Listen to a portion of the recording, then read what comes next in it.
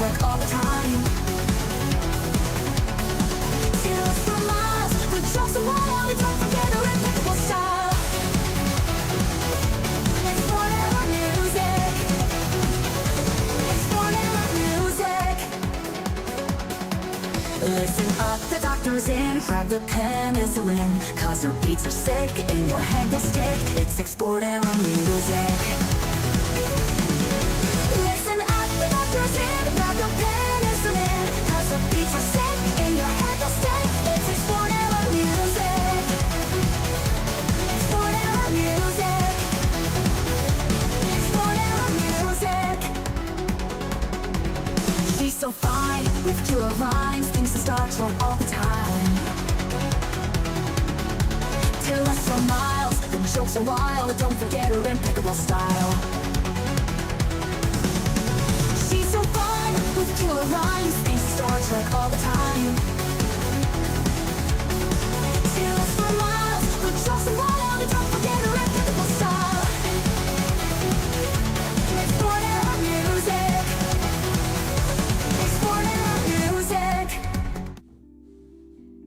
Kapla Warriors, today is a good day for a Star Trek tier list.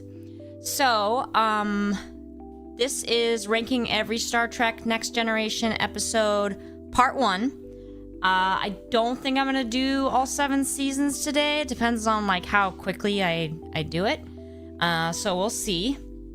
Also, something to keep in mind is the rankings are going to be based on comparing all episodes to each other. That's something I wanted to clarify, because that means most of season 1 is going to be pretty low. But if I were, versus if I was compared to season 1 against other season 9 episodes, then that would be different. Because then they'd get, ranked more evenly. But these are gonna, I don't anticipate anything from season 1 going above C tier, but we'll see. And then I'm gonna be revealing my next project at the end today. And I also was going to, I've got a new, I'm gonna be revealing a new avatar, and what was the last thing? I think there was one other thing I was gonna tell you, but I can't remember.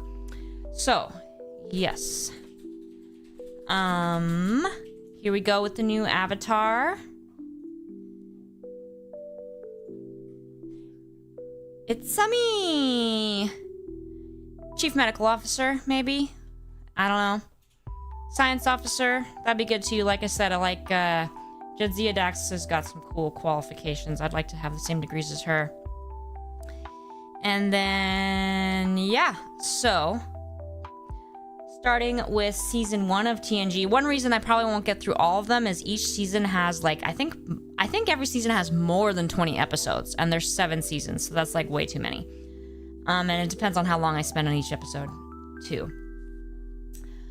All right, starting with season 1. The first episode of season 1 is a 2-parter, as is the case with most Star Trek series. I know it's the case with DS9 and Voyager for sure. I don't remember Enterprise if that was two-parter or not.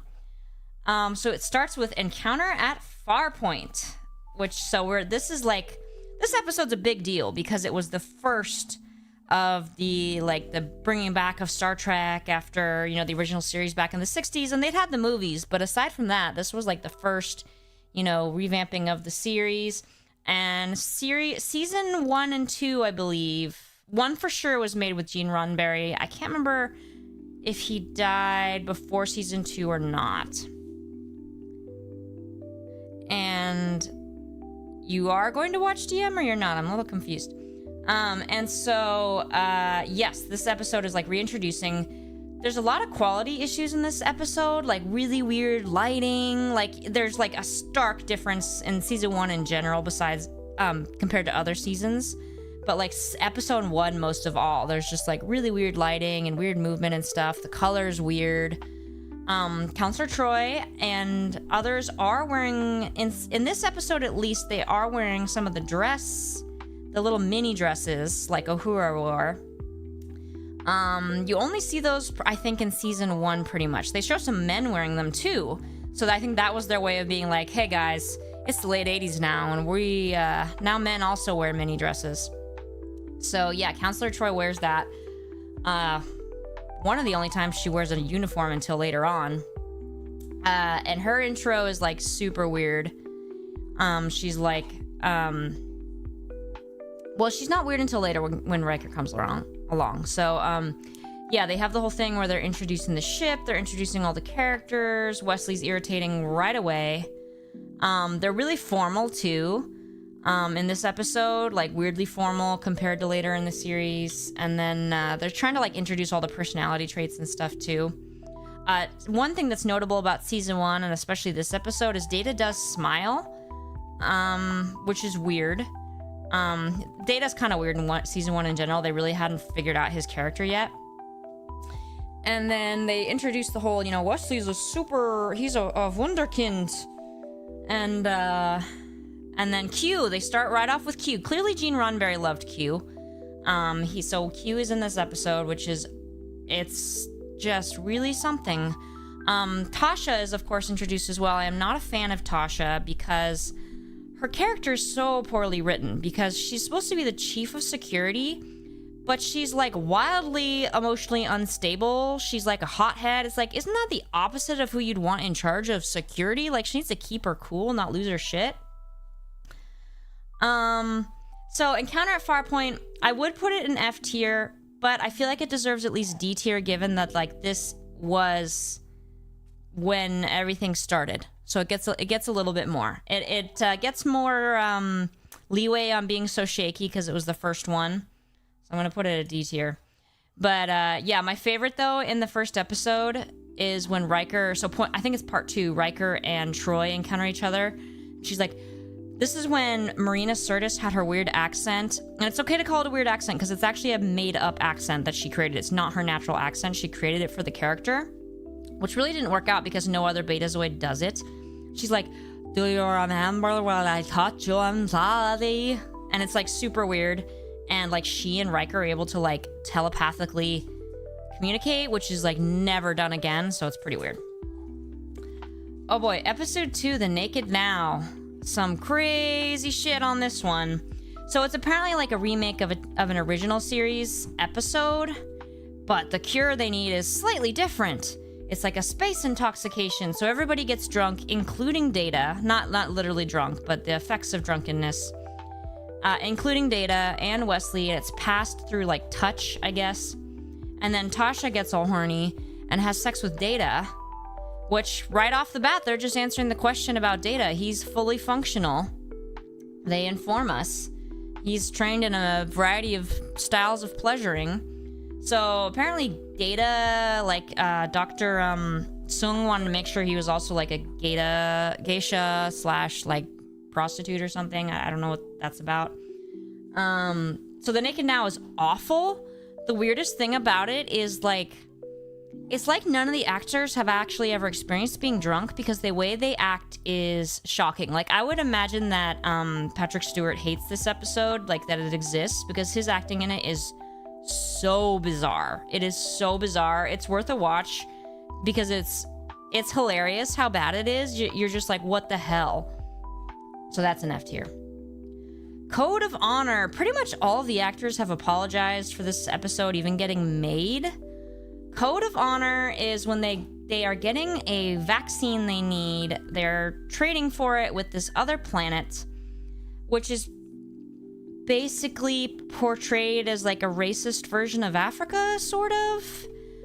It's really something. And it's this whole thing that it's very racist and really cringy. And then like the leader of that planet, I guess. They always treat the planets like countries. The leader of the planet, I forgot his name. He decides he's really into Tasha, so he kidnaps her and then makes her fight to the death with his wife. Well, I guess actually technically it's his wife that says, I'll fight you to the death. And so that's special.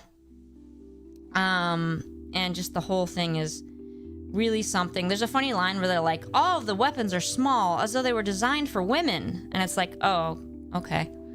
Rude. I mean, still. So that's an F tier because of the racism, and It's really an appalling episode. Yeah, you're absolutely right, Otto. They treat them like countries or even like cities sometimes. It's like, why is it? Yeah, one culture. It's very unified to a weird degree. The last Outpost is a very special episode. It is where the Ferengi are first introduced, which is a big deal because the Ferengi were actually originally intended to be the next big bad. They were going to be like the new Romulans, basically. But instead they became a laughingstock. I don't really know what they were thinking. It's pretty hilarious because the guy Armin Shimerman is actually in this episode. So he has been a Ferengi from the very beginning. But it's awful. They have these weird electric whips that they use, and they're like, "Your female are clothed," and they're supposed to be like these big threatening bad guys, but they just come out absurd. So it's really special. And then they have the guy who's on the planet, who's like a guardian of the culture, but he doesn't know the whole culture's been gone for ages. And then Riker passes his test. Fear is the only enemy. It's like, yep. Riker's kind of a Mary Sue in the season 1.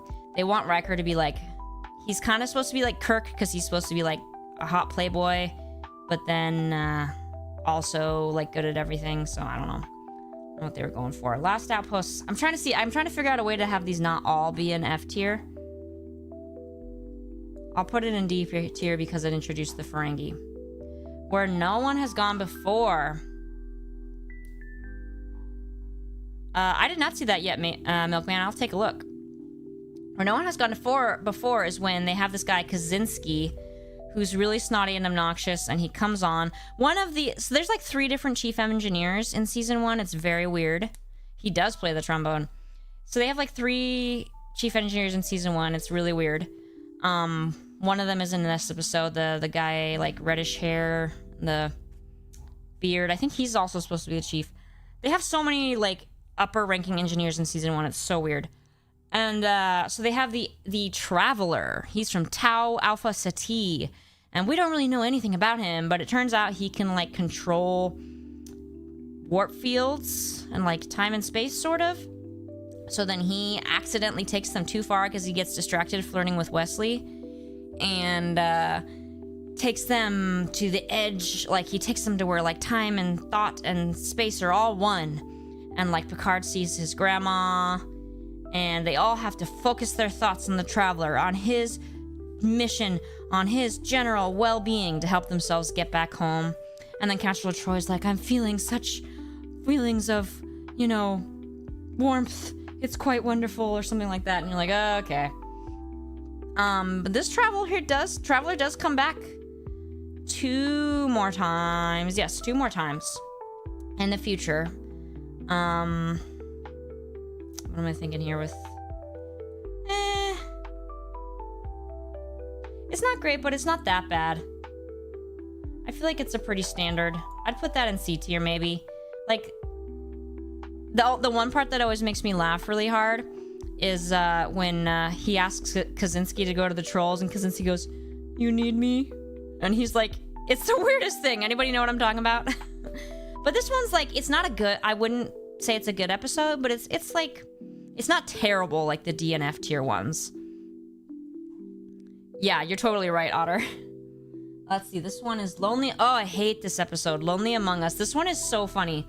So like there's this entity that they accidentally pick up in a nebula, and then it starts like passing itself through different members of the crew to try. It's trying to get itself home, and it's trying to communicate but can't figure out how. It kills. Was he Assistant Chief Engineer Singh, something like that? So he gets killed by it on accident. And then eventually it ends up in Picard, and then they're like, we're gonna have to like mutiny or something because he's all fucked up. Wait, is this the one with the... Yes. Oh, this one's really funny, though, because it's the one where they're supposed to be traveling these 2 species that are enemies to Parliament. And one's like a snake species. The other one kind of looks like Master Splinter. And in that episode, they established that humans are no longer meat eaters, which is weird because that's kind of retconned later.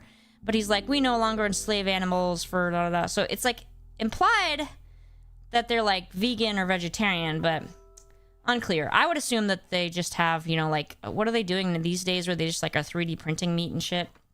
So I figure it's that. And then, let's see. So yeah, and so then Picard and the Entity decide they're just going to beam themselves into the nebula. And then it's really funny because he like electrocutes them all, and they're like, they all have these really great lines where like, this is blinding me.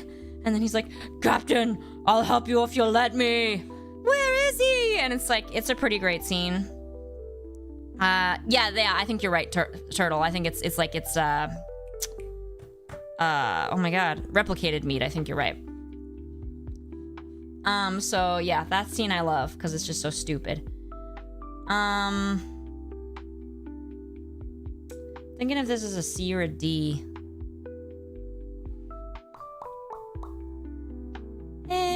What do you guys think? C or D for this one? It's not great. O'Brien's in this one. It does bug me what a shit job they do with security. Like, one of the people manages to, like, murder another one, and it's like, how do you guys suck so bad?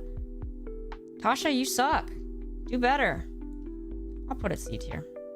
Justice. This is a special horny episode. Different from the Naked Now. This is where they end on the planet, I was gonna call it Eden. It's not Eden, but they say it's like an Eden. Alright, Turtle, I'll put it in D tier. Justice. What's the name of the planet again? Shit.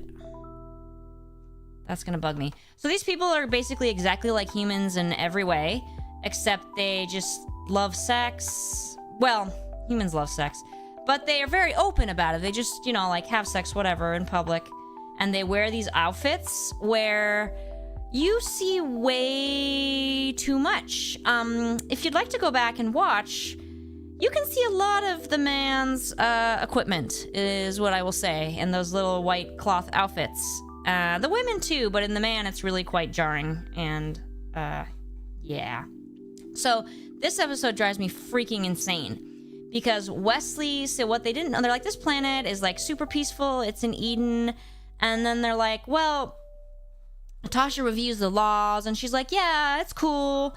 And then they find out that sorry, I'm drawing a square on the screen. And then they find out that the punishment for breaking any law is execution. And there's a different, like, law every day that you can't break. Like, there's a restricted zone, and if you, like, go into it, then you've broken the law and you're executed. And then I love how Tasha's like, and just who tells visitors about these laws? You, Tasha, you dumb bitch. What was literally your job? And then, so they like run, they're like, we gotta get Wesley.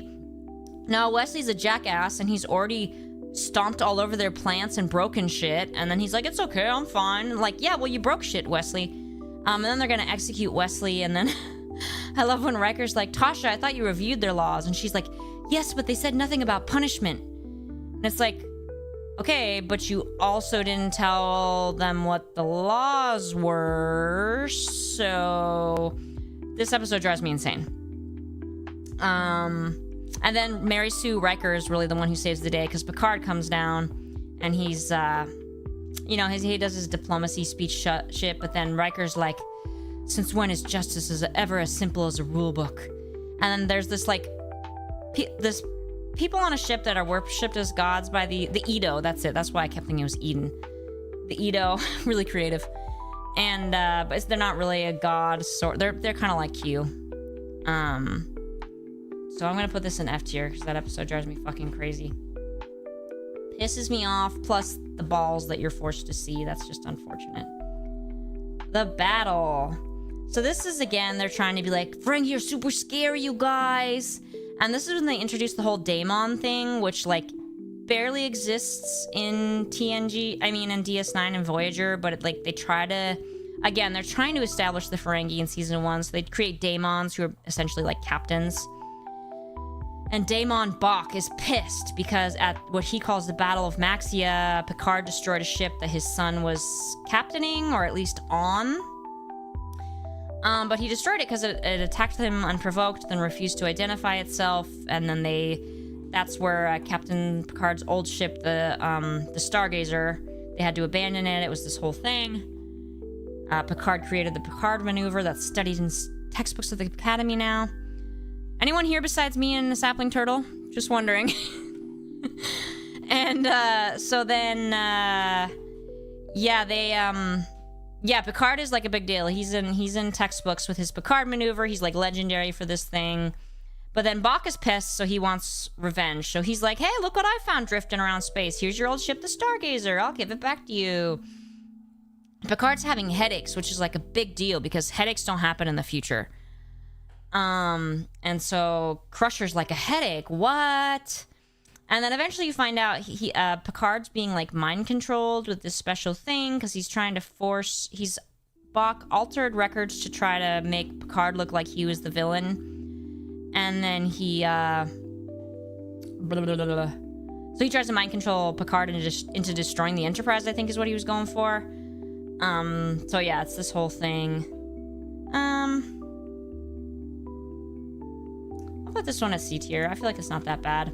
I mean, it's got the same issues that unite all season 1 episodes, where it's got the weird quality and some weird acting. But yeah. Hide and Q is a great one. As you can see, I think Gene Roddenberry must have had a hand in creating Q, I feel like. And, so this is the episode where we see Q again. And this time, Q is he's trying this, like, challenge. And so he takes Riker and Worf and Tasha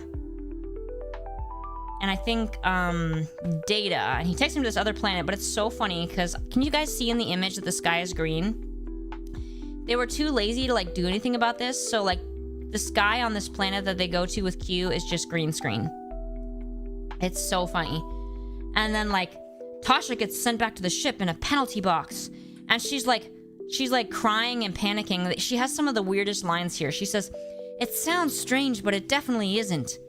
It's like, what the fuck does that mean? That doesn't even make sense. And then she's like crying. She's like, "What am I doing? Crying?" It's like, yeah, get your shit together, Chief of Security. And Picard's like, "There's a new order on the bridge. If you're in a penalty box, crying is okay." And then she's like, "Well, this would be a good time to hit on Captain Picard." And she's like, "Oh, Captain, if only you weren't a captain." And it's like, whoa, what the hell? So that's really weird. Some of Tasha's weirdest shit. But anyway, Q gives Riker the power of the Q because he wants to try to have Riker join the Q.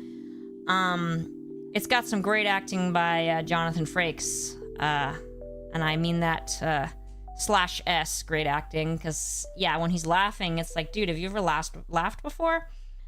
And then like when he's got his powers, and yeah, long story short, he doesn't keep them. And yeah, so gonna put that F tier because there's the disturbing scene with Tasha, there's the green screen sky. It's pretty bad.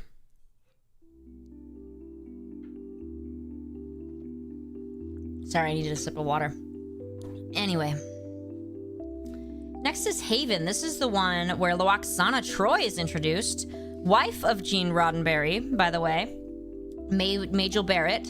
That's one of my dog's middle names. Both of my pets have several middle names. I made one of the dog's middle names Majel in her honor, because she's also the voice of the computer.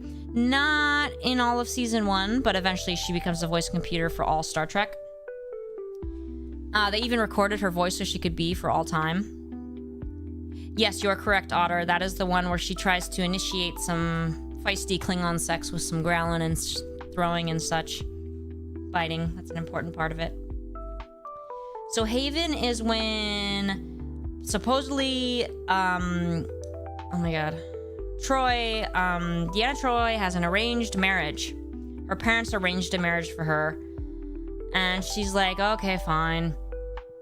And this guy comes, and he's been dreaming his whole life about this woman that he thought was Deanna, because he's like, well, I figured it was the woman who's telepathic and, well, empathic. And, I'm engaged to, but it turns out it's not. And then eventually he finds out, like, oh, it's actually this woman who's part of this small group of people who have an incurable disease that's terminal. And, oh yeah, Sleepy, season 1 is rough. But I think if you watch it expecting it to be rough and just laugh at how much it sucks, you'll enjoy it.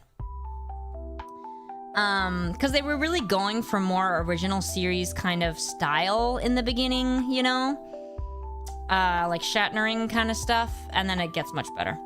So yeah, Haven's just like, eh. It's pretty meh. It's not like terrible, it's just kind of boring. They established the whole thing where Betazoid weddings are naked. Okana Troy is introduced. It's mostly just kind of boring. Let's see, Haven.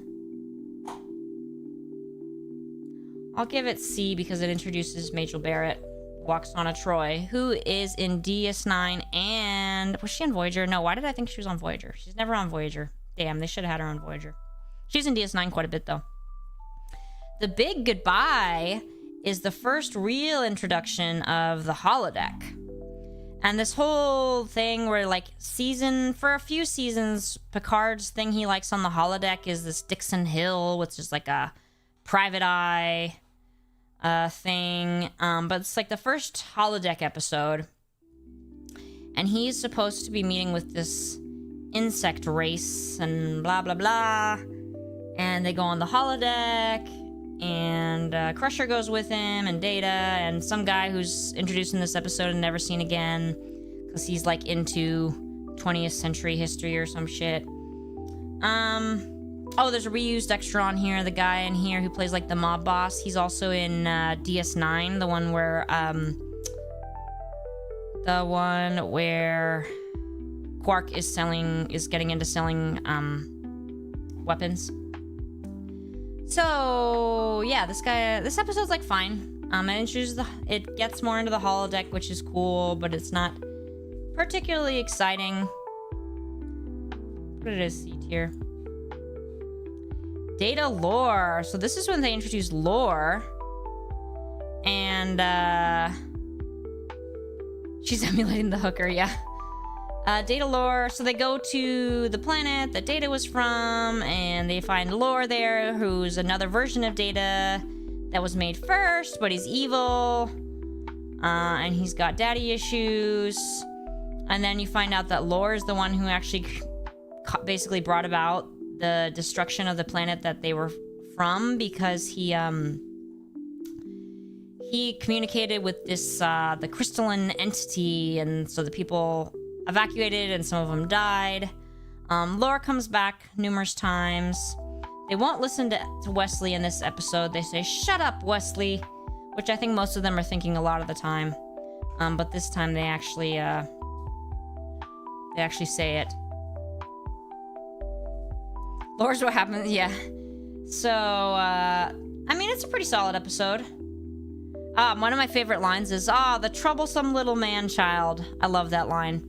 That's what Laura says about Wesley. I enjoy that. Let's see. Uh-oh, what was that? Ooh. I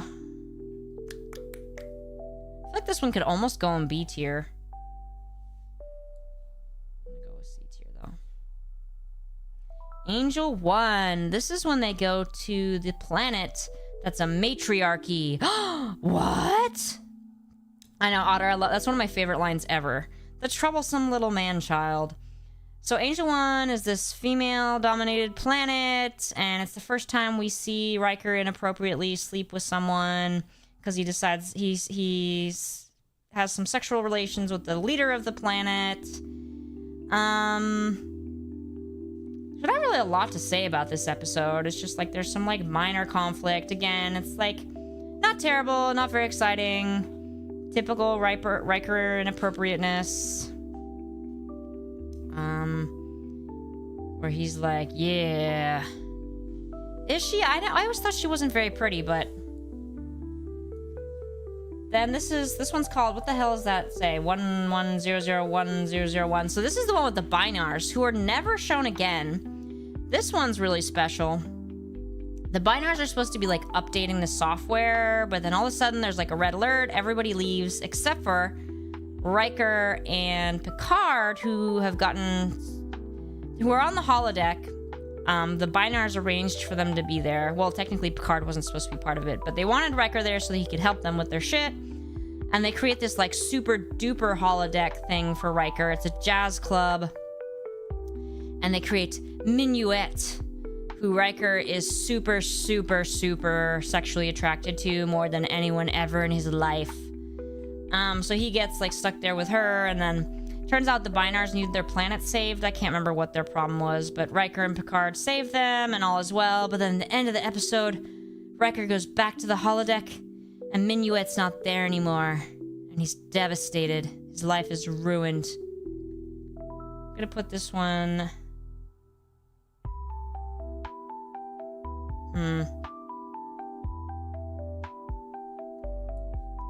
I don't know, I guess D tier.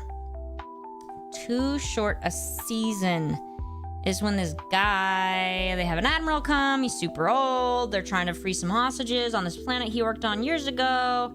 You find out that the reason the planet's in turmoil at the moment is because he sold weapons to both sides of a war, and they blame him, and this admiral is stressed about the mission, so he takes hella Fountain of Youth water, basically. But then it de-ages him, like, super fast and ends up killing him. It's actually pretty sad. Because the wife is, like, sad and all. It's a pretty solid episode. They do a pretty good job with the makeup, considering, like, this was, like, 1987. So it's pretty damn good makeup for the time, I feel like. And the budget. Again, not super exciting, but I feel like it's pretty solid. Where the Bough breaks. This episode is when they get... the planet... oh shit, what's it called? Help me out here, guys. What's the name? Oh my god, I can't think of the name of the planet, but they have thought that it's mythical, but it turns out, oh shit, this planet's real! And they steal all the children on board because they're unable to have offspring. And then they figure out, oh, the reason they're all able to have offspring is because of, like, radiation poisoning or some shit. And it's resolved pretty easily. It's an okay episode. It's the one where this little, like, 8-year-old boy doesn't want to learn calculus, and his dad's like, you gotta learn calculus! It's like, yeah, because we're gonna teach calculus to 8-year-olds in the future. That makes sense. But I feel like that one's a solid C tier one. Oh, look at that. Home soil. I create life. I don't kill it. I don't destroy it. That's what the guy says. This is one where there's some people doing some terraforming. And they thought the planet had no life on it, and they were just gonna, terraform it so it's all ready for some Federation citizens, but it turns out there actually was life, and the life that was there is pissed, and it's taking revenge because they've been killing it. And yeah, that's about it. It's an interesting, I guess there's some interesting aspects of it, like the fact that it was life, but they didn't really recognize that it was life at first. Because it was so different, but also they kind of just wanted to tell themselves that it wasn't really life because they wanted to be able to terraform it, and blue, blue, blue. And... yeah. Thinking... I feel like I have too many in C tier already, but I'm gonna C tier this one. Yeah. It's pretty meh. It's the first time they referenced terraforming, I think. And this, well, I don't know. I guess they mention it in the original series, huh?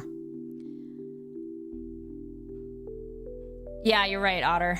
Coming of age is Wesley goes and does a test to see if he can get into the academy, and Picard is being tested because an admiral feels that there's some kind of conspiracy going on, and he's trying to figure out who he can trust, and he wants Picard to come teach at the academy, so he's nearby. Good thing he didn't. You'll find out why later. You find out more about Wesley's dad, like how he died and how Captain Picard was involved. And basically, what's implied is that Captain Picard was the first officer on a mission with Wesley's dad and some other people. There was some kind of emergency, and Picard could only save one person, and for one reason or another, he saved not Wesley's dad, so Wesley's dad died. So that's unfortunate. That episode irritates me, though, because, like, it's total bullshit that Wesley isn't the one that gets accepted. Like, the logic, it makes absolutely no fucking sense, and it irritates the hell out of me. I mean, obviously the reason is for plot reasons. They don't want to leave. They want Wesley on the show still, but it irritates me because the way they do it is like, that's fucking stupid. But there's a good quote, too, where, like, Picard is like, it's possible to make no mistakes and still lose. That's not failure, that's life. I feel like that one's pretty solid. It's nice to get some of that background on, blah, blah, blah, blah, blah. Yeah, it's so annoying, right? Sapling Turtle. And then, so it's nice to get that background on Wesley's dad, because they basically have been like, they did lots of hinting around it, but you're kind of like, okay, well, what happened here? And then, so that's kind of nice. I feel like this one's a C tier. It is like, you get to see him do the Academy stuff. You get to see, all the stuff with the crew. There's some pretty funny stuff. So yeah. Heart of Glory, the first Klingon episode. Big deal, especially for a fellow Klingon like myself. This is where they pick up some Klingons who are like, oh yeah, this accident happened, totes.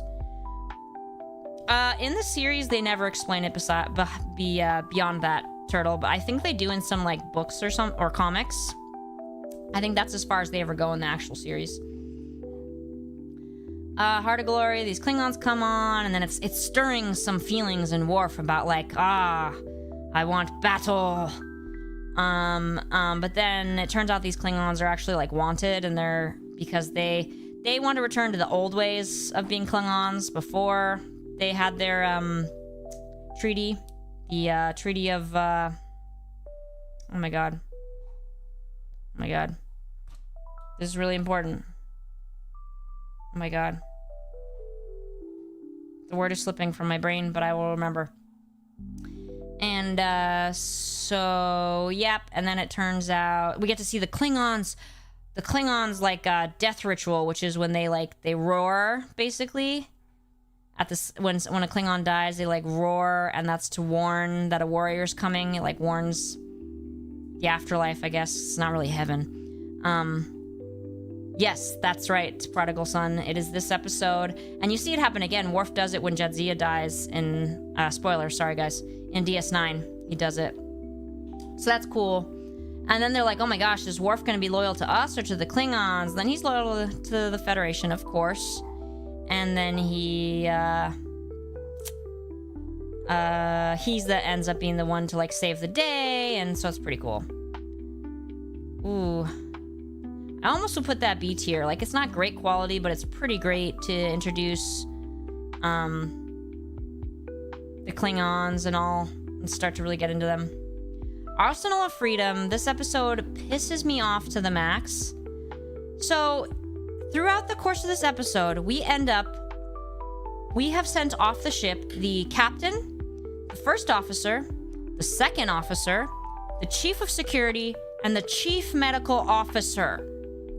All of them have been sent off the ship. How? There's got to be regulations against that. That is insane. All of the top first, second, everybody is sent off the ship. It's fucking insane. It drives me crazy. It's wrong. And, so I fucking hate this episode. So it turns out that this planet that's had like a distress call coming out, they find out that it's a planet that sold weapons that like eventually turned against them on accident. I can't even remember exactly. I fucking hate this episode. And then Picard figures out the solution to say that he'll buy the weapon that they're demonstrating, and so the planet destroyed themselves, and I hate this episode. I'm F tier in this one. It pisses me off so much. It's like, how the fuck? So the first officer's trapped, the second officer's trapped, the chief of security's trapped. Better send down the captain and chief medical officer? I'm sorry, do no other officers exist? Like, what the hell? If they're Kitamura Accords, thank you, Silver Arrow. That was pissing me off. Thank you. So that drives me insane. It's like, if there wasn't a regulation against that, there is now, because that's just insane. Symbiosis is the last episode acted in by what is the words I'm looking for? It's the last episode that was made with Denise Richards. Wait, Denise Richards, that's not right. Denise Crosby. The last episode she acts in is Skin of Evil, but apparently Symbiosis was the last one she filmed. Which one are you S-tiering? Oh, Symbiosis? Yeah, so Symbiosis is actually a pretty good one. So they save these people, and it turns out that there's these two... Oh, they actually reference this. Anyone seen the Lower Decks episode on this one? It's great. Loved that episode. So Symbiosis, there's these two planets that have a trade between them, where there used to be like this terrible disease plague that one planet is still suffering from. The other planet sells a treatment for this disease. It turns out the treatment is actually just like Vicodin or whatever. And the disease has not existed for a long time. Like, I'm sure all the people with the actual disease died out. But now they're all drug addicts. So when they don't have their drugs, obviously they go into withdrawal and they think that's the disease. And Dr. Crusher figures this out. Yeah, it's true. You're right, Sleepy. I was like, excuse me? So this one, yeah, Dr. Crusher figures it out. She tells Picard, and Picard's, well, like, I can't do shit about it because of the Prime Directive. And then they're gonna give the people this part they need to fix their freighter so that they can go back and forth and buy their, to trade for their, the medicine, quote unquote. And so basically the other planet's like super like wealthy and doing super good because they get all their shit. They don't make anything themselves now. They just get it all from the other planet in trade for the medicine. And yeah, so but then in the end what happens is Picard is like, no, you can't have that part we promised you. And they're like, but Captain, we'll die. And he's like, and Crusher's like, there's other ways. And so they send them off, and the one group that's selling the drugs knows what he's done. He screwed them over. The other group that buys the drugs that doesn't know that they're just drugs that they're addicted to, they're like, fuck, well now we're all gonna die, you son of a bitch. The Prime Directive is a philosophy, and a very correct one. That's what Captain Picard says on the lift. What do you call it? The turbo lift. It always cracks me up in episodes when they pause the turbo lift to talk. Imagine you're fucking waiting for that turbo lift so you can get somewhere. Like, maybe you're a medical officer and you're waiting for that turbo lift, but Captain Picard's just chatting in the middle of floors, in the middle of decks with Dr. Crusher. I always think about that. But yeah, so then, yeah. Dr. Crusher's upset because she knows that they're gonna obviously suffer horribly from the withdrawals, which, yeah, it would be really shitty. I had withdrawal once from a prescription medication that I tried to wean off of with a doctor's help. I didn't just go cold turkey. And man, did it fuck me up. I had to go back on. Like, it hurts. And that wasn't even like nearly as bad as it would be for someone like that, but it was pretty awful. And so, yeah, and he's like, well, sorry, this is how it's gotta be, Crusher. But it's pretty funny, because Lower Decks, I want to say it's like season 3 or 4, they go back to this planet, the drug-addicted planet. If you haven't seen that, and you have seen Symbiosis, you should watch it. It's pretty funny. I won't spoil it for you, but I love that, because that's what I like about Lower Decks, is it like goes back to like reference all these things, like all these niche references and stuff. So it's pretty great. So Symbiosis, I don't know about S tier, Turtle, but it's pretty solid. Like, I feel like this is when it starts to actually get into good Star Trek. Because it's like, that's a solid, interesting plot. You know, like, at first you don't see it coming, and it brings up the ethical questions. And, there's no, like, terrible acting in it.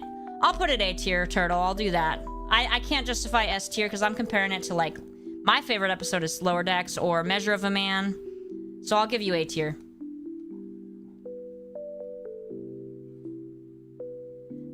Skin of Evil.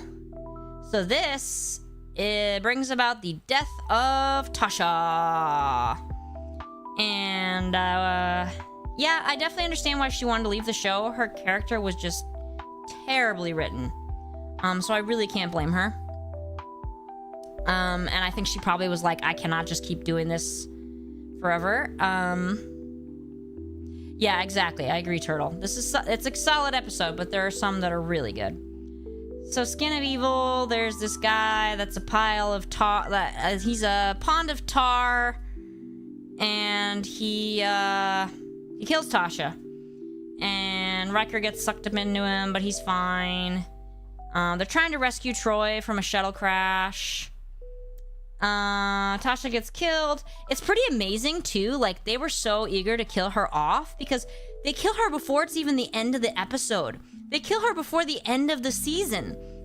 Who's ever heard of that? Like, they kill her, like, it's so funny because they do, the blood on her face is so fake. It looks like it's drawn on, like, with a marker. And they bring her in the back and they're like, charge it again. Nope, she's dead. I'm like, oh, the first time I was like, oh shit. Like, the first time as an adult. I was like, wow, that was fast. Okay. It is later said that she had a death without meaning, an empty death. It's like, wow. So, yeah, the bad guy is pretty ridiculous. The way they defeat him is that his power weakens when he's feeling bad because he's got trauma, he's got like PTSD, he's a puddle of bad feelings. And when they bring about his trauma, it makes him weak. It's pretty shitty. I'm thinking D tier. It's a pretty ridiculous episode. Yeah. We'll always have Paris. I actually kind of like some of this episode because this is like this woman who aged really well.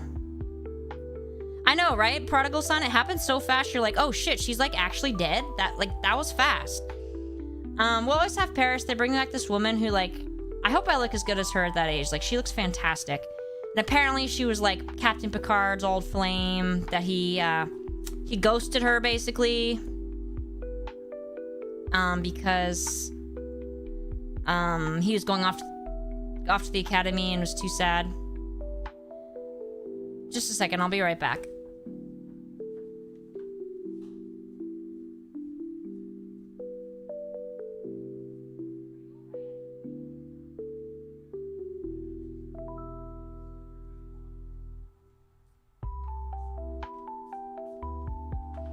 Sorry guys, my roommate's sick and I could hear her making noises of pain in the other room, so I was checking on her. I was worried she like fell or something and needed my help up.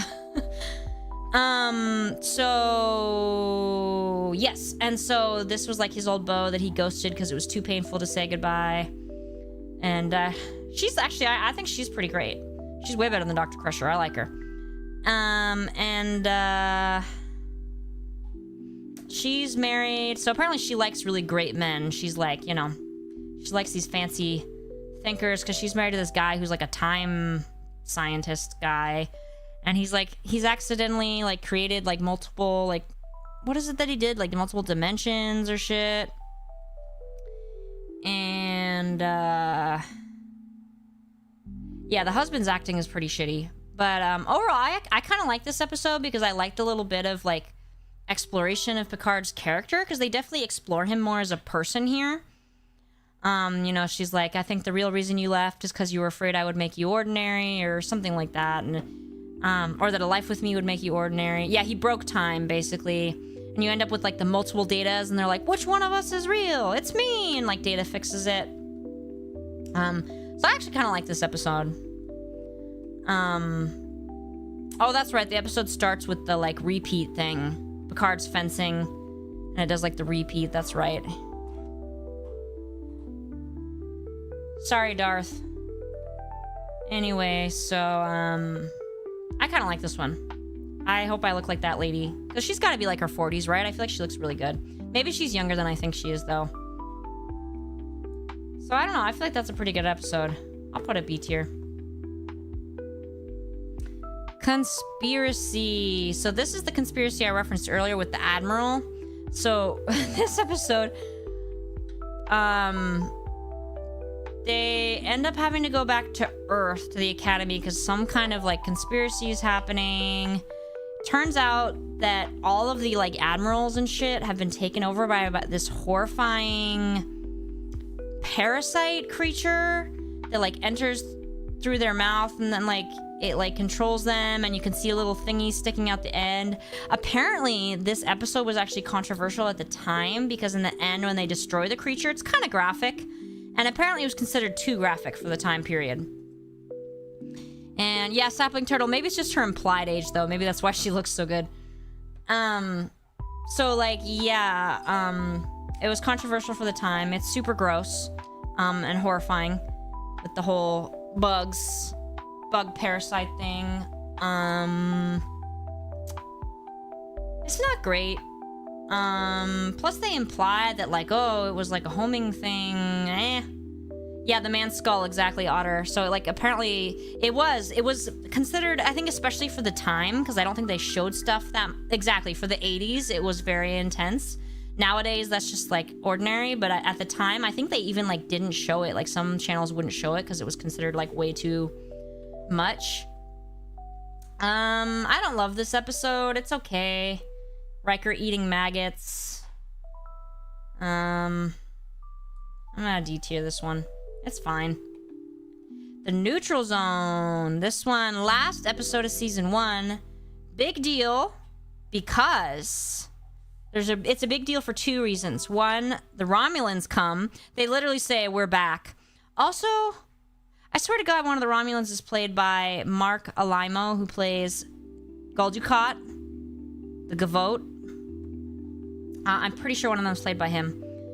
And if I remember correctly, they go to the Neutral Zone because like there's this thing happening where these planets are just like getting wiped out down to the soil.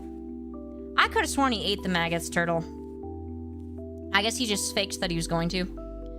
And so they go to the Neutral Zone because of that, and that's when they encounter these people that were cryogenically frozen, and they revive them, and it's got some kind of funny parts with that. But really what's interesting is so they talk to the Romulans. The Romulans are like, we're not the ones that have been doing this to the planet. We don't know who. And the Romulans are like, we're back. They literally say that. Yeah, you're probably right, Turtle. I don't know. Riker's a wild card. He'll do some crazy shit. He ate Gach. I don't see what the difference is. But eventually what you find out is, I think in that episode, The Neutral Zone, what they were hinting at was actually the Borg. But we didn't know it yet. So that's kind of cool, because it's like, ooh, it's okay, James T. Bigglesworth. Thanks for joining. So they, I think this was a hint at the Borg, which was cool, some foreshadowing. So it's nice they were actually thinking about it that far ahead of time. And it's kind of weird for a season finale, though. Because it doesn't really feel like a season finale. It just feels like another episode. So that's kind of weird. But I would definitely give that one... I might even be a B tier, I feel like. Yeah, I'm gonna B tier that. It brings back the Romulans. I thought it was hinting at the Borg. You don't think so? I thought that's what they were going for, but maybe I'm giving them too much credit. How'd your cosplay go, Erasmus?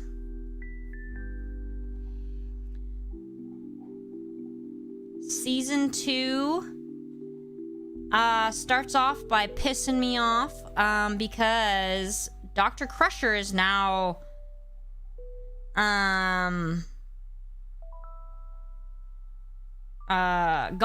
She's teaching at the Starfleet Medical or whatever. And it's actually because I guess Gene Roddenberry, he didn't like Crusher or Picard actors. So they got rid of Crusher and they brought in fucking Dr. Pulaski, who I hate. I hate Dr. Pulaski. From the beginning, she pisses me off. Like, she calls Data Data, and he's like, my name's Data, and she's like, what's the difference? And he's like, well, one's my name and one's not. And she's like, oh, what's this? An ego? And it's like, bitch, we should have beamed you into space. Like, oh, I'm sorry. Do we not have to call each other by our proper names? Like, because he's an android, you can just treat him with disrespect, you piece of shit. I hate her so much. Apparently, she actually was in the original series, though. I can't remember who she plays, though. So that pisses me off.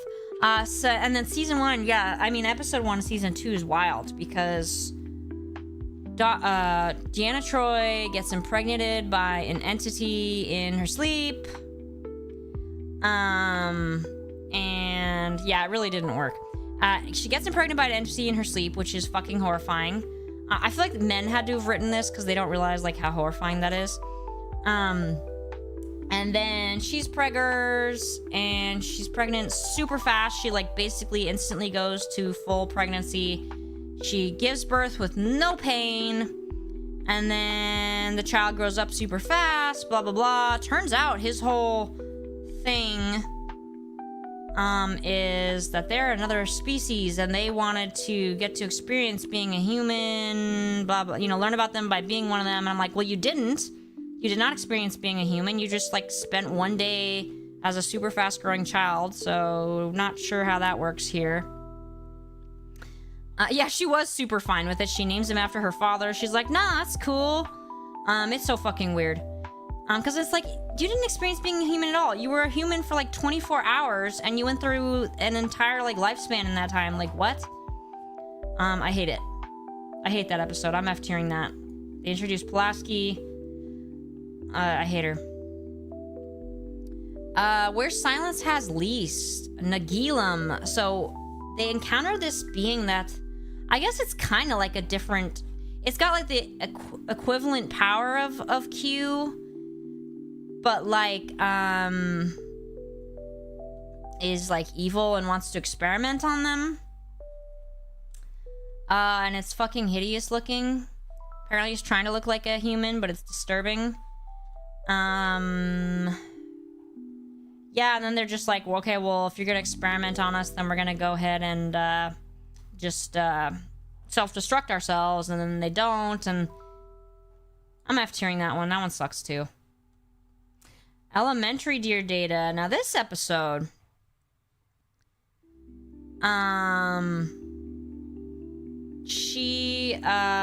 Data, and this is when Data starts being interested in, well, I guess he was already interested in Sherlock Holmes, but he starts going into the holodeck as Sherlock Holmes with Geordi as his Watson, and then Pulaski's being a bitch, and she's like, Data can't think outside the box at all or solve a real mystery because he just has patterns and blah, blah, blah.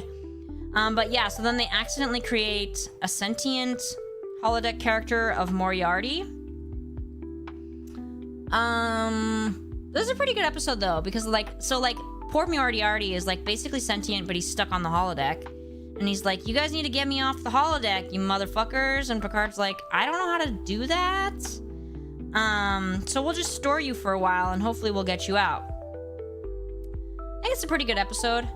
My one issue with it, an issue I feel is more relevant in this episode than the previous holodeck episode, is like, I never have been able to wrap around my mind. Exactly, Otter. I've never been able to wrap my mind around how you could be like running through a city on the holodeck. Like, it just doesn't, like, I've tried to think of all these ways. Like, she's in a future episode. She's not in this episode though. But for like, how do you, like, I was like, okay, maybe if it's like a moving floor, like how the fuck could you like feel, I don't know. It's bullshit. They claim that it's like just adjusting what you see. It's like, but your body is moving. It doesn't make sense. So anyway, I'd probably give that a B tier. Oh, the outrageous Okana. Yeah, James, she's in the next Moriarty episode. Sorry, thirsty. That's what I was thinking. That was my solution that I was trying to like wrap my head around. Oh, you think so, Prodigal Son? Because of the rights? That's interesting. Yeah, the adjusting perspective. So that's what I was thinking. I was like, okay, well, but the floor's got to be moving, right? There's got to be something. Outrageous Okana is a hilarious episode where it's just okay for members of the crew to just sleep with people that come on board. It's just like totally fine. Like, this crew member is just making out with this guy right in front of Worf, I want to say. No big deal. Oh, forgot to establish season 2, Worf is now chief of security and Geordi is now chief engineer. And yeah, Outrageous Okana, he's supposed to be kind of like, he's supposed to be a rogue. It's so funny. This is the episode where I'm like, God, sometimes Counselor Troy is so useless. Because, like, Picard will be like, oh, what do you think, Counselor? And she's like, the word I would best use to describe him is rogue. It's like, yeah, we can, all the rest of us see and hear him too. So our human abilities also established that. Thanks. It's a really stupid episode. It's kind of a season 1-ish episode, really. It's a TOS-esque episode. Are you talking about Terry Hatcher, Turtle? Because she did go on to be pretty big, relatively. So yeah, Outrageous Okana, he's kind of supposed to be like a Han Solo-ish, but more irreverent, I guess. I don't know. More outrageous. They reference him at some point on Lower Decks. He might even be on a Lower Decks episode, I think, actually, if I recall. Yeah, it's a really silly episode where there's like this Romeo and Juliet thing going on between the two planets. Yeah, that's Terry Hatcher. She was on like Desperate Housewives. She might have been in like a James Bond movie or something. She was in a lot of other stuff. She was pretty big in the 90s, early 2000s. Yeah, so this episode's pretty absurd. It doesn't take you anywhere. I'm putting it a D tier because I feel like it was kind of a step backwards. Yeah. Oh, that's right, James. She was Lois and Clark. I never actually saw that show, but I did know that. Oh my god, this fucking episode with this predator. Loud as a whisper. This guy, Riva, he's supposed to be like a, I was gonna say world famous, universe famous, or galaxy famous, yeah. Diplomat, or, what's the word I'm looking for? Not negotiator, what is the word I'm looking for? I can't think of it. But he's trying to help settle a dispute between, some groups. And yeah, so this guy's deaf. And then he has his chorus, who are these 3 people who, like, telepathically read his mind and then say... negotiator, is that it? I don't know, that word didn't feel right. So, like, they read his mind and then they interpret for him. They say what he's saying. And then... mediator, thank you. That's the one. It's so funny because he, like, introduces his chorus and he's like, this one of me is the poet and the sexuality. This one of me is the thinker and the logic.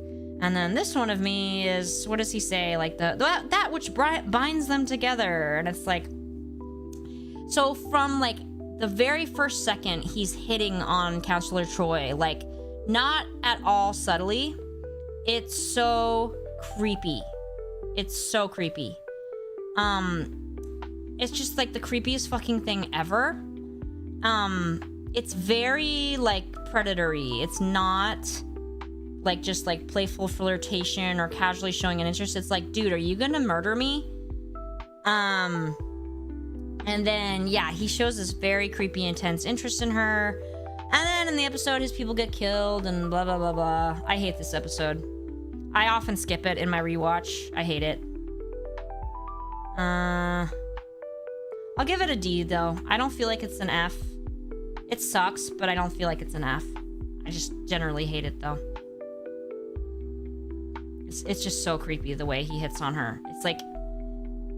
Captain Picard should have stepped in. He should have been like, bro, you need to control yourself, please. The Schizoid Man. The warrior, passion, scholar. Yes, that's right. That's right. You got it, Turtle. Yeah. Ugh. The Schizoid Man is the one where they go to this planet where Dr. Ira Graves is. He was like a mentor of Dr. Noonien Soong, who created Data. So he calls himself Data's grandpa. He's got a disease and he dies. His whole life's work, though, is trying to put his brain or anyone's brain into a computer. So, like, people can live forever by having their consciousness transferred to a computer. But then and then his assistant comes back with him. His assistant's like 20. That's important. That's relevant. And then she comes on board because, like, Dr. Graves is dead. She's got nothing to do. But then eventually you figure out he transferred his brain into Data. No, he's not Dr. Soon. So he, yeah, that was Dr. Ira Graves. And so he transferred his consciousness into Data. So Data's acting like a total dick, because he's that guy. And then you find out, like, he was in love with his assistant, who's like I said, she's like 20. It's like, dude, ew. And it's this whole thing. Yeah, it's bleh. He also is an episode of Voyager, the one with that, thing where they get stuck in it and they're all having, like, dreams. I usually skip that episode because I hate it, so I've only watched it the one time because every other time I skip it. I don't love this one. I'd probably give this one a D. I really don't care for it. I don't know. Maybe it deserves a C. It's definitely not my favorite, although the Vulcan doctor that goes down to the planet to see Dr. Graves, I can't remember her name, but it is the actress who later plays Kalar. And then later on Voyager, she plays a female Q. So that's kind of a big... Oop, did I just switch these? Oh, shit. So that's a big deal. That's the first time we see her, I think. Unnatural Selection, where they had a chance to kill Dr. Pulaski and they didn't take it. It's this one where they encounter these kids, blah, blah, blah. These kids are genetically modified. It turns out, though, they're supposed to, like, resist disease, but it, like, pushes off disease on the other people. Blah, blah, blah, blah. That's her name? Wow, that is not what I... Just doesn't seem to match her. Yeah, that's so weird. That name doesn't seem like it matches her. But I guess because I always see her dressed as her characters. Yeah, so it makes it so you age really fast, and so Dr. Pulaski's aging really fast, but then they save her at the last minute. Woohoo. I don't love it. But I don't know that it deserves F tier. I just really hate Dr. Pulaski. Thinking. I mean, I guess it is an interesting exploration of science and the things that can go wrong. I'll give it a C tier if I'm trying to be objective. Yep, she played a Vulcan doctor, correct, and a female Q. Matter of Honor, Klingon episode where Riker transfers temporarily. It's like a study abroad. Selar, yes, thank you very much, Dr. Solar, thank you.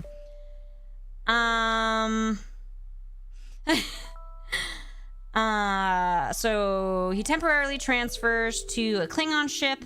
This is where we get to see Wesley's racism for the first time. Is it the first time? There are numerous times that Wesley is, like, blatantly racist because a Benzite comes on board and he's like, "Oh, are you so and so?" And he's like, "No." And he's like, "Oh, you look just alike. How do you tell each other apart?" And it's like, oh my God, Wesley, Jesus, that's God, embarrassing. One of the first encounters of Wesley's racism. It's like, Wesley, if you're gonna be in Starfleet, you need to not be such a fucking racist. You're embarrassing me. Yeah, so actually I enjoy this one. This is like the first one we get some additional Klingon stuff. Exactly, you get to see the Klingon culture again.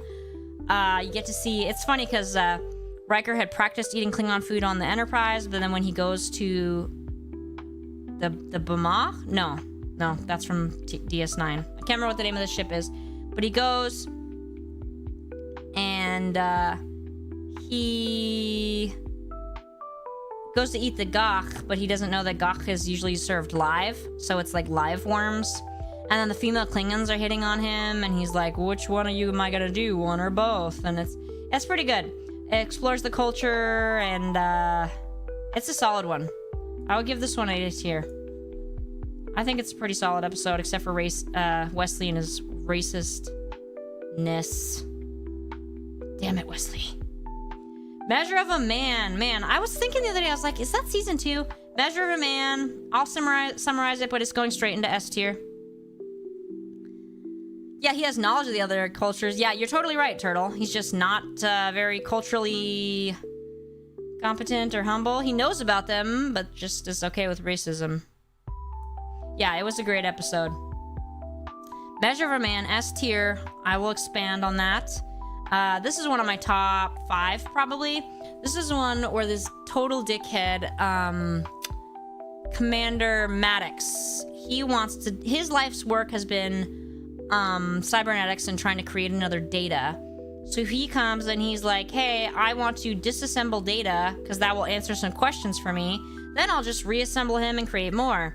And Data's like, that's really interesting, but your work, you have no idea how you're gonna reassemble me, or if you even can. So I'd rather not be disassembled. But he's like, well, you fucking have to, because I got orders, and it's your order to be disassembled. So he's like, okay, well then I quit Starfleet. And then Starfleet, it creates this debate. Well, does Data have the right to quit Starfleet? And Picard's response is yes. He's not a slave. Nor should he be. So it creates this debate where they're gonna rule on, is Data property of Starfleet because he's an android, or is he an individual with rights? It's a super good episode. Riker is forced to be the prosecutor, I don't know, the one that says no, he's not an individual. He doesn't want to do it, but he's forced to as the first officer. It's a great episode. I'm gonna like cry talking about it. That's ridiculous. It's a really good one. Because Riker does a really good job. But then Picard's like, no. Yeah, Riker has to be against Data. But then Picard wins him over because he's like, get this. He had sex with Tasha. And it's like, what? No, just kidding. But, yeah, it's a really fucking good episode. It's one of the best TNG episodes there is. And I'm pretty impressed it was season 2. Yeah, good, exactly. Like, Riker gives a solid debate. He's like, look, I can turn him off. And it's really good. And then I love, too, in the end where he reconciles with Data because they're all celebrating the Data 1. And Riker's like, well, I don't deserve to be at that celebration. And Data's like, hey, you were forced to defend me even though it was extreme... Or you were forced to, like, go against me, which was really extreme, you know, caused you pain. But you did it, you know, to save me. Because if Riker had not agreed to do it, then he... they would have ruled against Data automatically because Riker had to do it. Was the plot point. And so he's like, I consider you to have done, you know, something really important for me. And so it's really great. And then he says, oh my god, yeah. He says, you're a wise man, my friend, Riker says to Data. And he says, not yet, but... What does he say? Not yet, but... what does he say? Who remembers? You're a wise man, my friend. And he says, not yet. But with your help, I'm learning. Is that what he says? Yeah, so that's a fucking awesome episode. How do you say this? It's French, right? The Dauphin? I don't know. I don't speak French. So this is like Wesley's like first love crush thing. This girl who's like... She comes on and she's supposed to be like the leader that unites two groups and blah-blah-doo. Some more racism from Wesley in this one, where like when he finds out that her natural form isn't humanoid but actually like a beam of light, he's like, well, could you... The Dolphin. Could you even love me? And it's like, why? Because she's not humanoid? Man, you're such a dick, Wesley. Like, ugh. And he's so annoying because she keeps like... He's so annoying in this episode because she repeatedly tells him like, no, this is what my life is going to be. I don't have a choice.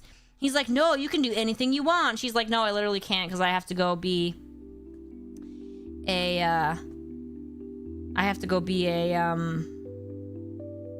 leader. And he's like, well, anything's possible. It's like, shut the fuck up, Wesley. God. I don't think it deserves F, but it really pisses me off. So I'm giving it a D. Contagion. Shit. Which one is Contagion? Is that... Am I thinking of the right one? Yes, yes. Okay. Contagion, yes. I believe this is the one... I have to double check. Wait, what? How am I not remembering this episode? Oh, yes. Okay. Yes. So this is when they're looking at the Iconian Gates thing, and there's the Romulans. That Romulan actress is used a lot. I like her. She's in other episodes. And she's in Voyager. And another episode of TNG. Is she in DS9? I can't remember. She's used a lot for several different roles. But yeah, they're having problems with the Enterprise, and they're not being able to control it, and the Romulans think the Enterprise did it to them, but they didn't. And then Captain Picard is able to escape using one of the Iconian gates. And yeah.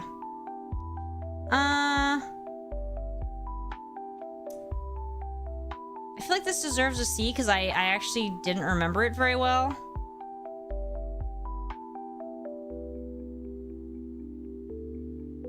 I'm actually like, yeah, I'm giving that one a C because it didn't really stick with me that well. Peak performance. This is the one with the Zach Dornian, who are supposed to be like masters of strategy. Oh, this one irritates me too because like, so Riker has to take this old shitty... Oh, the USS Yamato blows up. That's right. It's because of they were trying to find the gates. They're trying to beat the Romulans to the gate. Yeah, it's not that interesting. I guess it did not stick with me. First one I didn't instantly remember. So peak performance, the Zach Dornian has come because he's testing their battle strategy stuff. And then Pulaski destroys Data's confidence because she's a dumb bitch. Riker cheats, basically. And then they defeat the Ferengi in the end. Yeah. It's fine. I hate Pulaski. Riker's a cheater. Let's see. It's fine. Oh, I fucking hate this episode. I'm putting it straight in F tier. The Royale. I hate this episode. I always skip it. It sucks.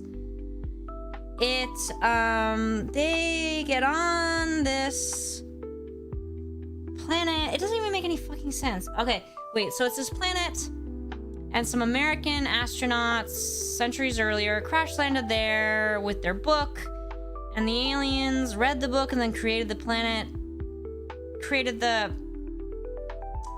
place for them based on the book. And so they're stuck at the Casino Royale, and he died. I despise this episode. It's such crap. Like, it's not even really Star Trek. Like, it's just total crap. Like, I would put it below F tier even, because, like, these other ones suck, but at least they're Star Trek. This one is just, like, this is stupid. It's just stupid. Yeah, the time, well, it's not a time loop, right? Or, yeah, I guess it's a time loop, yeah.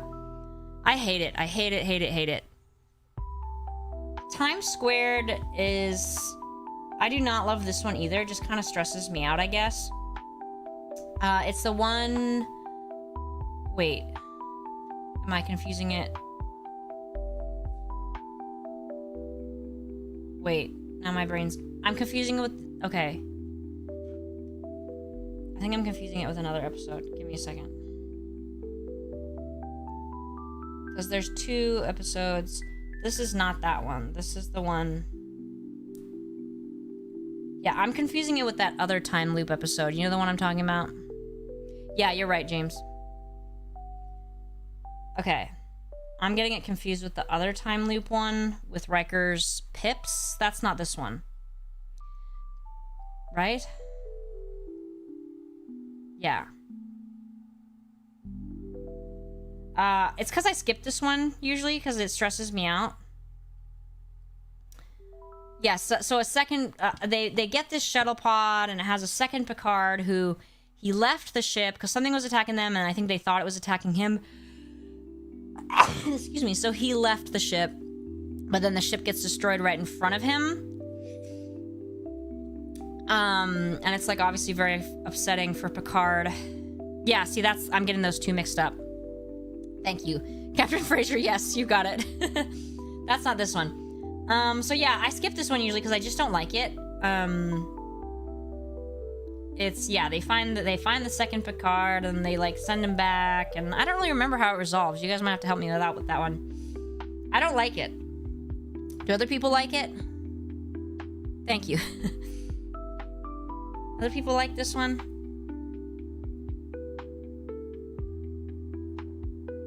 I don't know. The second Picard thing just...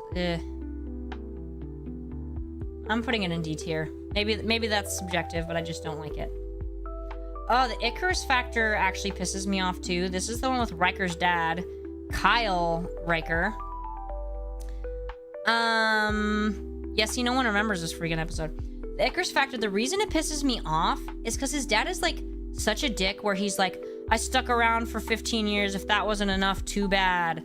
Like, fuck you, pal. Of course it wasn't enough. You can't just abandon your kid at 15 and then come back when he's, like, 30 and expect him to be cool with it. Yeah, that episode pisses me off.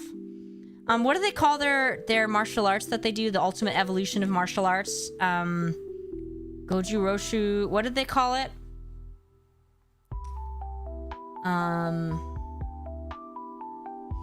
Goju... No, what's it called? Someone remembers, come on.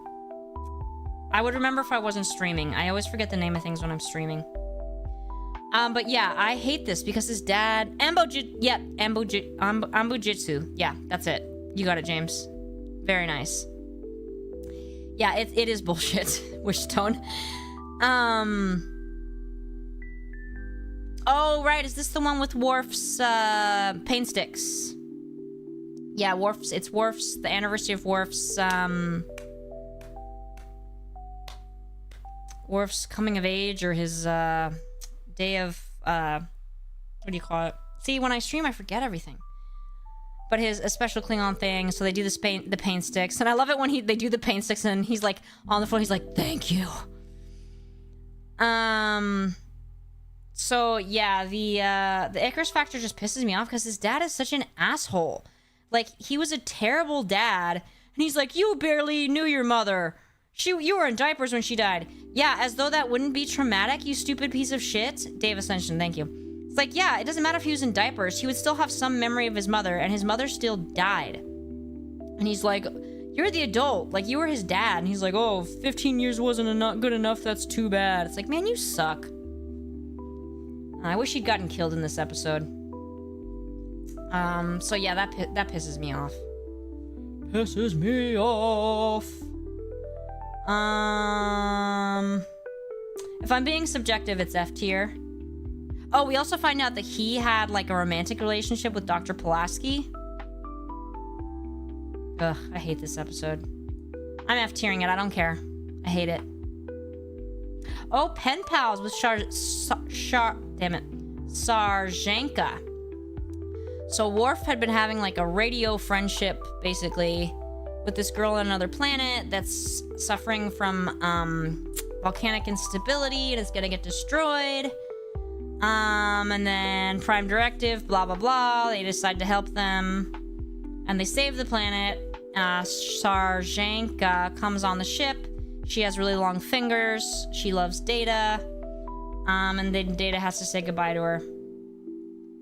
I love Data too. Damn it! Sarjenka. There we go.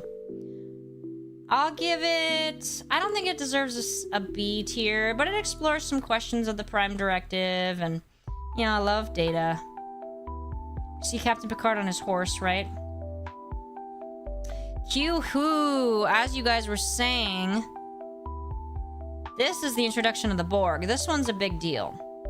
But here's the problem with this episode. I mean, there's no problem with it, but we established the Borg here, right? All of the, like, lore on the Borg is established, just to be completely undone in the movie and Voyager. I could complain about this for hours. It pisses me off so fucking much, because it's like, no, you just ruined it. You ruined it. You completely undid what the Borg is. A queen undoes everything. But I'm gonna give this one a good rating. Oh, yes, and Guinan. I forgot season 2 introduces Guinan, who's like, whatever. But yes, this introduces the Borg. And it's Q doing bullshit. And the Borg. Does it deserve B tier, though? It introduces the Borg. It's a big deal. And is this the episode with Ensign Sonia Gomez? Well, having a queen completely undoes all the established lore of how the Borg function. In this episode. So yeah, I think this is the episode with Sonia Gomez, who they bring back in an episode of Lower Decks, which I love. She spills hot chocolate on Captain Picard and humiliates herself. Stop it. The cat is attacking because she wants dinner. I'm almost done. Yeah. Samaritan. Oh, okay. This is one of my favorite episodes. Okay, I love this episode. Samaritan Snare. So Captain Picard needs a surgery done on his piece of shit robot heart. They show you what this robot heart looks like later on, and it's like, what? That's the best they've got. And so Captain goes to Starbase. Captain Picard goes to Starbase, and Wesley goes to so he can take some tests. And they stop to help some Packlids. They're like, these dumbass Packlids need help. Ha ha ha. And then they send the chief engineer over. Once again, like, yeah. And I love it because Worf goes, must we send our chief engineer? It's like, yeah, great point. Thank you for finally bringing that up. Of course you shouldn't send the chief engineer. Like, you have all these other engineers. It doesn't even have to be an ensign. You don't have a lieutenant. Like, come on. Well, I guess Geordi's lieutenant, huh? He must have become lieutenant commander. He's lieutenant commander, Geordi LaForge, right? I love the Packlids. I think they're hilarious because fucking Riker is so, like pompous, thinks they're so stupid, and then they trap them. And I love it when they zap, like they phase Geordi or whatever. They're like, request denied, and he's like, stop it. It's so funny when they fuck with him. Request denied. He is strong. We are not strong. I love that episode. Yeah, I think you're right, Turtle. He was a junior lieutenant, becomes a full lieutenant. Well, I'm sure there was a junior lieutenant available. We look for things. I love the Packlids. This is purely subjective. I know this, but it's S tier for me. I love this episode. I think it's hilarious. Things to make us go. I love it when they zap. He's like, request denied. Zap. Stop it. It's so funny. Fucking love this episode. Almost to the end of season 2. That's where I'm gonna stop. Up the Long Ladder. What the hell is that? I do not recognize that title. Up the Long Ladder. Oh, with the Irish people. No, I haven't seen that. Is that? I gotta Google that. So this is the episode. This one's pretty... yeah, so there's this colony of people who back in their day, they were like like they didn't want to be modernized. They're kind of like Amish, basically. It's like this group of like Irish Amish that took off. Yeah. And Riker has sex with the lady. But she's totally into it. Totally consensual. She has a lot of eyeliner. A lot.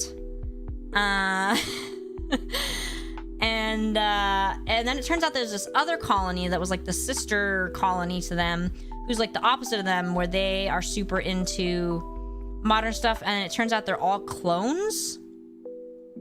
And so there's the Amish Irish, and then there's the clones people.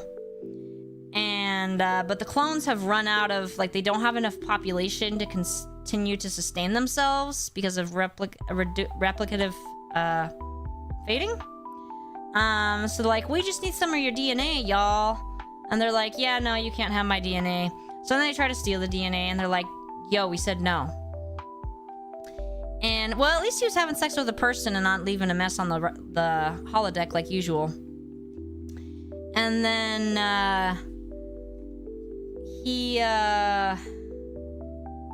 oh, so the solution in the end is to have the two colonies join. And so the Irish people will give the influx of new blood to the cloney people. But the clone people are repulsed by sex because they haven't had sex for generations. They've just cloned themselves.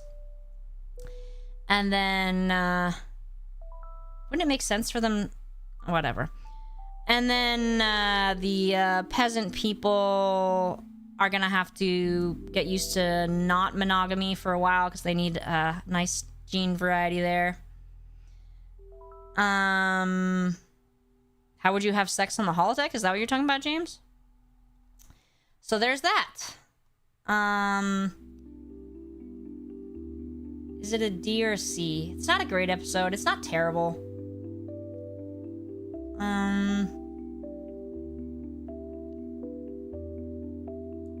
It's not one that I skipped, so I guess I'll give it a C. I know, I guess they cloned themselves and also lost their sex drive. Like, okay. Doesn't make sense. Also, wouldn't it be better for them to have sex instead of cloning? Because then the offspring would have varied DNA instead of the same DNA. It's like, wait, that seems like... seems better if you maybe did both? I don't know. Manhunt. Oh, God. Oh... So this is the episode, another Luoxana Troy episode, where she's super horny because she's going through this phase that Betazoid women go through when they're like, in their like, I don't know, 60s. And so she wants Captain Picard to be her new husband, so she's trying to like seduce him and then blue-ba-doo. What else was happening in this episode? What was the main plot? Because I mostly remember that, but there was other things going on. Mr. Hom. Yeah. She's in heat. Yeah, that's pretty accurate.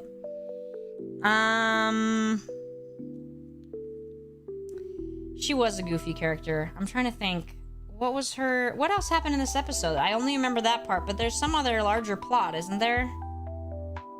Picard goes, oh yes, that's more of Wesley's racism, because they're on their way to some kind of like conference or shit, and these hideous fish creatures come on, and fucking Wesley is like, oh, they're interesting looking, ick, oh, and then Worf's like, wow, is that what you thought of me at first? And he's like, yeah, at first, but now I think you're handsome for a Klingon. And it's like, bro, what the hell is wrong with you? You're so racist.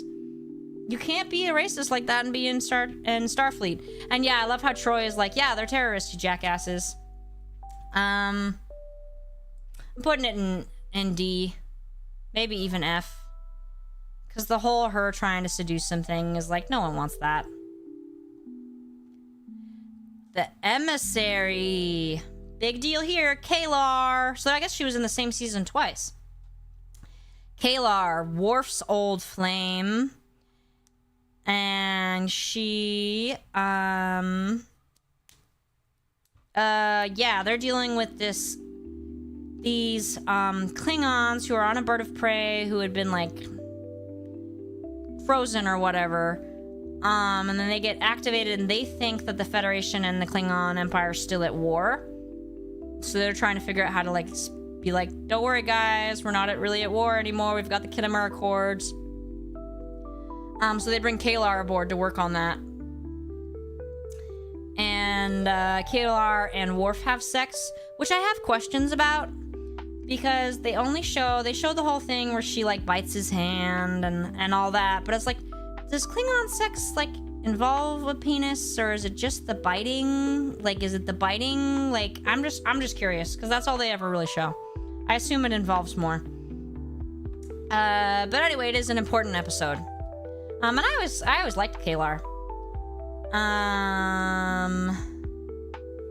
I'll put it in B tier. And I like Worf. That's what I thought, Wishstone, but then I was like, maybe that is all it is for Klingons. I don't know. I guess I'd have to see some Klingon porn to find out more about what it involves.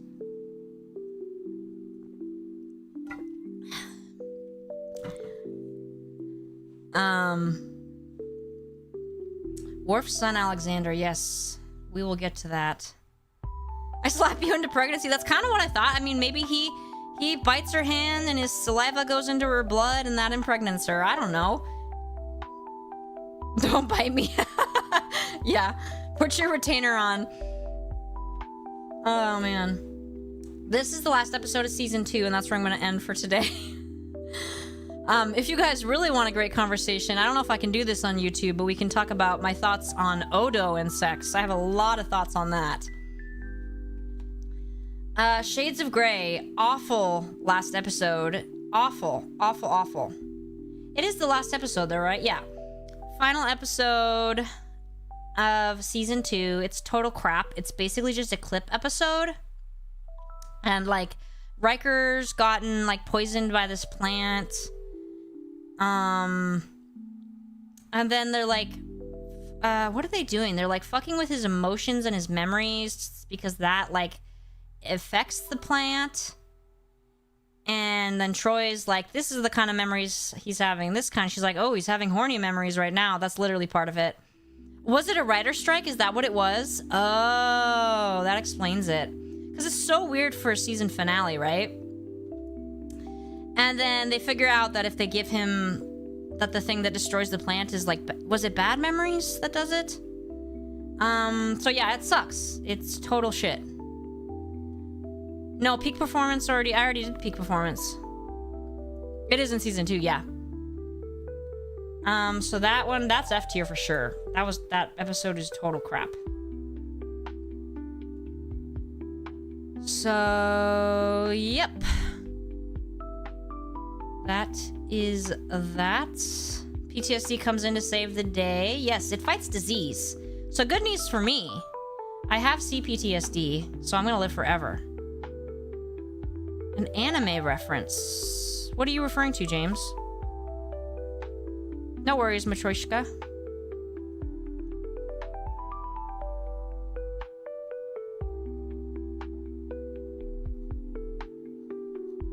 Anime reference. Assistant. Oh, I did not know that. News to me. All right. Oh, nice. Yeah. Besties bonded by trauma. Separate traumas, but you know. All right, that is all for today. And I think what I'm gonna do is I will do maybe a brief stream to tease my next project tomorrow. I think you guys are gonna be excited. Let's see. I think this one I have slated for Monday. And then I'm trying to get dates straight in my head because and then okay, so I have my next project come up, and then which is not a tier list and was inspired by you guys, by a chat we had one streaming day, and then the next one is taking a while. The next tier list is taking quite a while, so I might not have it out on the usual schedule. So the schedule might be slightly off in the near future. Definitely have something this Monday and probably Friday, but maybe not the next Monday. I might be a little behind schedule. We shall see. I hope you guys enjoyed today. Let me know if you did or didn't, because I don't need to keep doing this if people aren't enjoying it. I certainly can talk about Star Trek all day, but if people don't enjoy it, I'll just talk about it to my dog. She thinks it's interesting. She tilts her head. You know, she does the head tilt thing like, ah, yes, fascinating. All right. I'll be right back. Oh, thank you, Sleepy. That's awesome. Thank you so much. Appreciate that. Love having you guys as members. Sapling Turtle, oh, look at that. Does it usually do that? Have I just never seen it before? Fancy. Look at you guys getting featured. Ripples. Thanks so much, Sleepy. That's awesome.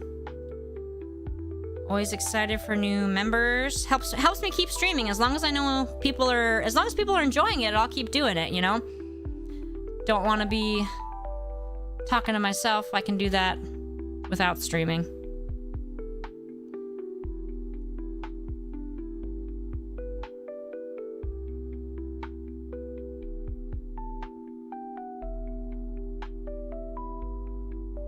All right.